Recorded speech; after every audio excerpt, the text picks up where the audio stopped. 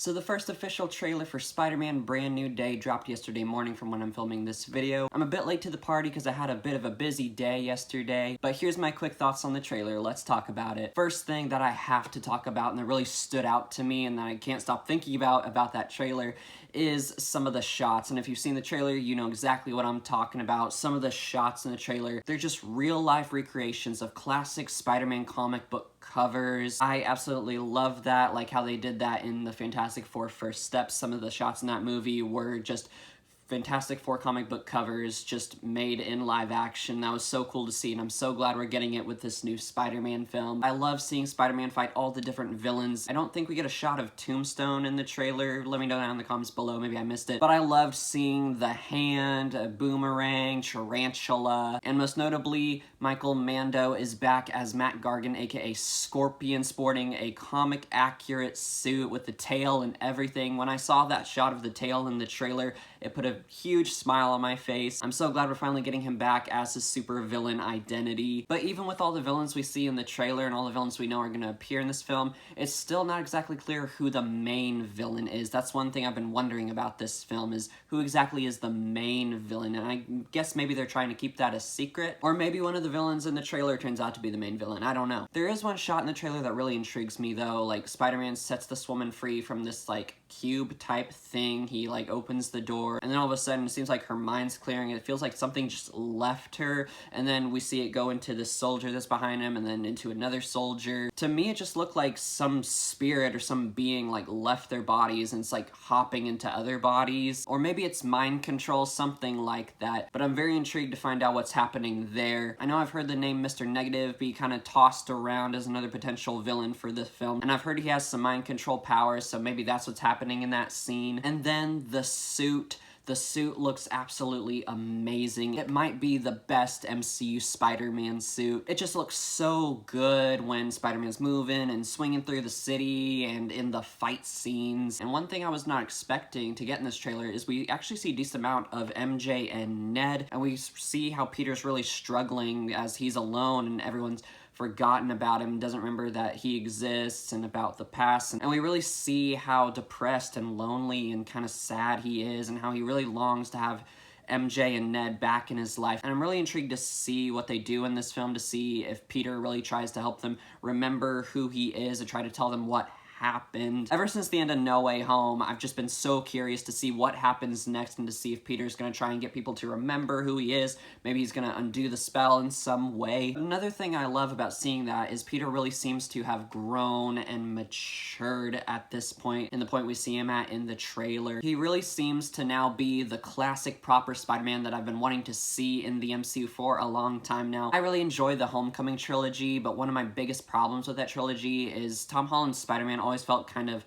bit kiddish and immature, and I'm just like, that's not really Spider-Man. But after seeing No Way Home, I see now that this has all been one big origin story and kind of a coming-of-age becoming story for him, and him growing into the proper classic Spider-Man. And from the trailer, that seems to be exactly what he is in this movie. He seems to be a lot wiser and more mature. He seems to be that proper classic Spider-Man, so I'm so excited to see that. We also get some hints of Spider-Man interacting with Jon Bernthal's Punisher and what the dynamic between them is going to be like. When they announced Jon Bernthal's Punisher was going to be in this film, I was very intrigued because those two are very different characters. Punisher is has a much more negative outlook on the world and life. He's a much darker character, but Spider-Man's a much more light-hearted character. So I was very intrigued to see the interactions between them, and that part where he hits Spider-Man with his car and then he blasts him and then Spider-Man swings through the car and knocks him out and he's about to cuss, but then Spider-Man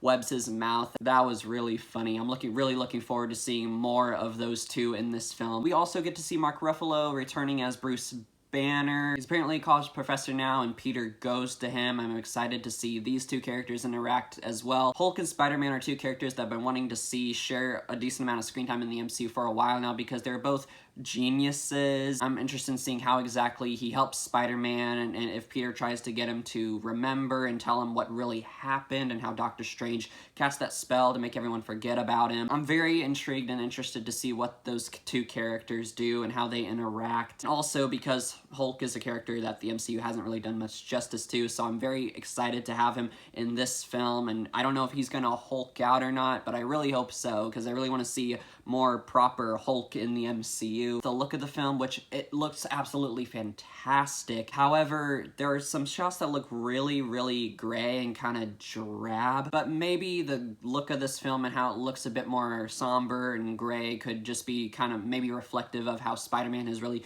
grown and matured, maybe hinting at this being a much more grounded, mature, and serious film. I've also heard the theory that maybe a portion of this film takes place during the point in the film Thunderbolts when the Void was taking over New York City and spreading his darkness, which I do like that theory, and I kind of hope it's true because it just brings much more connectivity to the MCU. That's one thing the MCU I feel has been really struggling with and lacking the past few years, is just building connectivity, making it really feel like this bigger, more interconnected world. So having a portion of this film take place during Thunderbolts would bring in that connectivity once again. And we hear lines in the trailer, them talking about how, I think he talks to Bruce Banner and he tells him that his DNA is like mutating or something, or he's evolving somehow. We see Peter in this cocoon of his webbing, and then he falls out of it, and then apparently, I guess that means he's getting organic webbing. And if they're gonna do what I think they're gonna do, I'm not the biggest fan of that, honestly. I know there's a storyline in the comics where I think, like we see in the trailer, Spider-Man, he mutates further and he is encased in this cocoon of his webbing, and he comes out with like 6 arms, and then he further evolves into this actual like human spider-like creature. I think it's called Man-Spider. And honestly, I'm just not the biggest fan of that, and I'm really nervous that that's what they're gonna do. That feels like where they're going. But I am interested in seeing what the whole mutation thing is about and why he's got organic webbing now, what's happening to him. That shot where we see his eyes go black in the trailer, I'm really curious what that's all about. But overall, I'm still super excited for Spider-Man Brand New Day. The trailer did its job. I was already super excited and interested in this film. It's one of my most anticipated films of the year, but after seeing this trailer, now I need this movie like yesterday. I think that's all my thoughts on the Spider-Man Brand New Day trailer. Would love to know y'all's thoughts on the trailer down below in the comments. Let me know what y'all think. I would love to hear what y'all have to say and what y'all are thinking about the trailer. Like and subscribe, all that good stuff. Check out some of my other videos if you would like, and I'll catch y'all next time.